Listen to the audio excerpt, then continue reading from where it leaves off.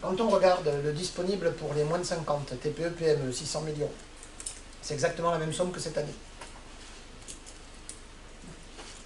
C'est pas parce qu'on dit tout le monde va cotiser et seuls les moins de 50 vont récupérer que ça fait forcément des budgets augmentés. Parce qu'on a pris de l'argent quand même pour mettre sur les demandeurs d'emploi et pour mettre ailleurs. Donc globalement, on a maintenu la même ressource pour les entreprises de moins de 50 salariés. Le CPF, c'est pareil, 800 millions d'euros, c'est à peu près la même chose. Alors, c'est à peu près la même chose, sauf qu'on ne va plus financer les salaires et les coûts pédagogiques. Pardon, les salaires et les frais annexes. Les salaires, oui, parce que sinon il ne reste plus grand-chose. On ne va plus financer les salaires et les frais annexes, on va financer que les coûts pédagogiques. Ce qui fait que du coup, l'enveloppe potentielle est plus élevée pour les coûts pédagogiques que ce que l'on avait jusqu'ici. Donc la question qui peut se poser pour vous, c'est 1. Est-ce qu'on peut avoir une politique d'entreprise sur le CPF, des salariés qui sont intéressés, qui sont prêts à mobiliser leurs droits? 2. Est-ce qu'on a du temps disponible pour ça et à quel moment de l'année? Et est-ce qu'on peut articuler des temps de formation sur des projets partagés qui seraient financés par le CPF et par l'OPCO en 2019? C'est un peu ça l'équation financière, hein, de savoir si on peut aller là-dessus. Parce que pour l'OPCO, lui, cette ressource, il l'a 1 an. Après, c'est caisse des dépôts. Donc, il a plutôt intérêt à ce que vous en profitiez, plutôt qu'avoir des réserves qui, en fin d'année, partiraient à la caisse des dépôts. Donc, strictement aucun intérêt. Et le CPF de transition, il y a un peu moins d'argent qu'il y en avait sur le congé individuel de formation.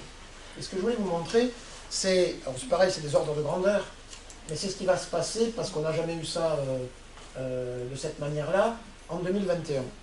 Les fourchettes que vous voyez, c'est l'arbitrage que fera France Compétences sur l'argent qu'il va donner aux financeurs en fonction de la manière dont les dispositifs fonctionnent. Et vous voyez que, si je prends l'enveloppe TPE-PME, je suis presque du simple double, entre 400 millions et 750. Si je suis sur le CPF, je suis du simple double, entre 750 millions et 1,5 milliard. On verra.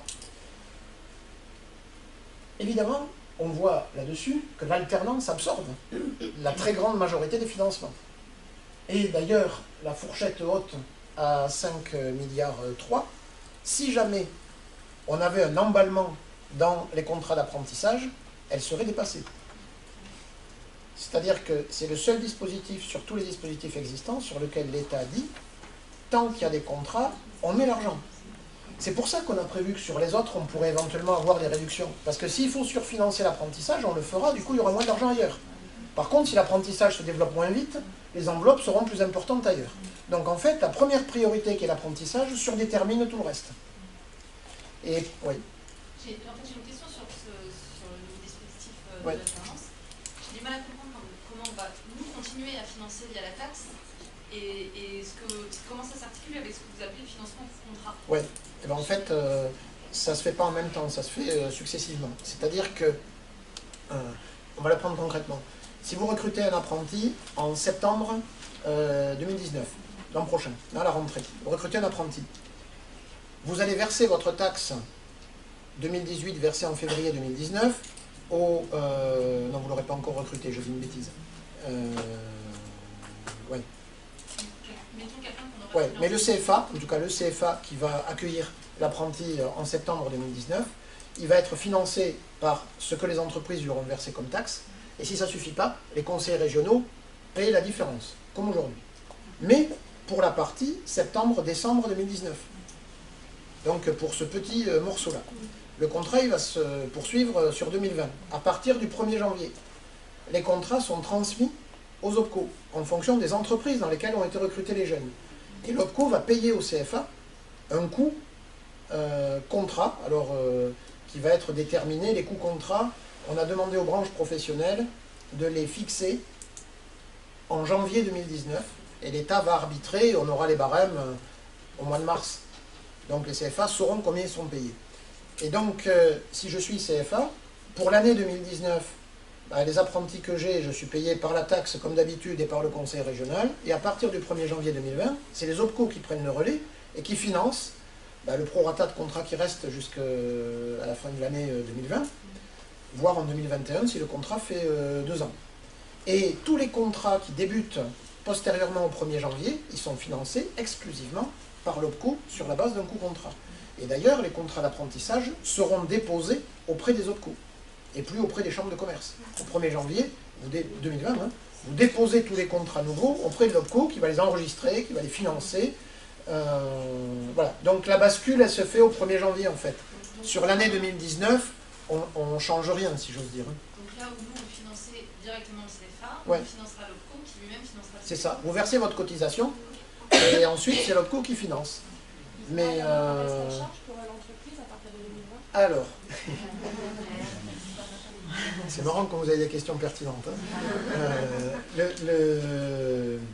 C'est pas interdit. C'est pas interdit. C'est-à-dire qu'on interdit au CFA de facturer aux jeunes ou aux familles. Ça, c'est exclu. Par contre, et je pense que, alors, je fais un peu de plan sur la comète, hein, je suis pas, c'est pas moi qui décide, mais je pense que ça s'oriente comme ça. Sur les contrats d'apprentissage, sur les niveaux globalement 5 et 4, comme on est en chute, je pense que les coûts contrats seront suffisamment élevés pour couvrir le coût réel et qu'on ne demandera rien aux entreprises. Parce que comme on veut redévelopper cette partie-là, s'il faut que les entreprises paient en plus, ça va quand même vous voyez, poser problème. Donc, je pense qu'on aura des coûts contrats sur les premiers niveaux qui permettront au CFA de fonctionner sans qu'ils aient besoin de vous demander un financement complémentaire. Par contre, plus vous allez monter en niveau, et c'est dans la logique de ce que je disais, on privilégie les premiers niveaux de qualif et les autres un peu moins. Potentiellement, à partir de 2020, n'importe quel cursus de formation diplômante peut être ouvert par n'importe qui en apprentissage. Autrement dit, toutes les écoles qui font de l'initial, toute l'éducation nationale si elle le souhaite, mais l'intégralité des gens qui font des formations aujourd'hui en initial ou en alternance, en contrat pro, etc., pourront faire de l'apprentissage, ce qui n'est pas le cas aujourd'hui. Quand on regarde les tarifs, vous avez des formations notamment dans le supérieur à 6, 7, 8 000 euros. Bon, mais vous en avez à 12, 15, machin. Bon, il ne faut pas se faire d'illusions, il n'y aura pas de coût contrat à 15 000 euros. Donc, si je recrute un jeune pour un master, une licence, un titre de niveau 1 ou 2, et que l'école me dit, ben moi j'ai un coût contrat qui est à 7 000 euros, mais mon coût réel c'est 10 000. Donc, si vous voulez inscrire l'apprenti chez nous, c'est 3 000. Ben, c'est à vous de voir. Hein. C'est un marché. Donc, ça vous intéresse, vous vous dites, bah, 3 000 c'est pas très cher, on a un jeune formé, etc., tout va bien, je le fais. Ou alors vous dites, pas question, moi, si c'est pas intégralement financé, je le fais pas. Et les gens, ils trouvent pas de clients.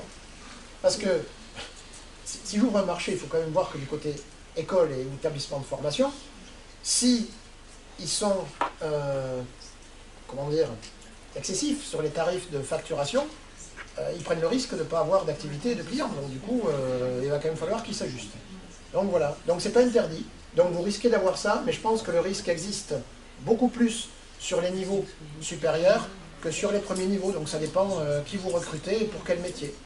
Et ce que je dis là montre aussi autre chose.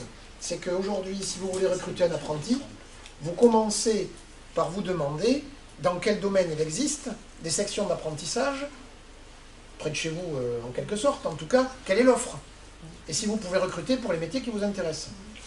Demain, je pourrais vous dire, si je veux recruter un apprenti pour n'importe quel métier, est-ce que je peux trouver, j'allais dire, n'importe quel prestataire qui est prêt, organisme, qui est prêt à ouvrir sa section d'apprentissage pour, comme on le fait pour les contrats pro aujourd'hui. Donc j'ai un champ potentiel, c'est-à-dire que ce qui peut être intéressant pour vous, c'est que vous pourriez avoir de l'apprentissage sur des métiers sur lesquels il n'y a pas d'offre aujourd'hui. Et où il pourrait y avoir une offre demain. On est passé d'une logique d'offre préconstituée à potentiellement tout le monde peut faire ce qu'il veut là-dessus. Alors il faudra voir d'ailleurs à quel rythme ça s'ouvre, etc. Mais oui, vous pourriez avoir une demande de financement complémentaire.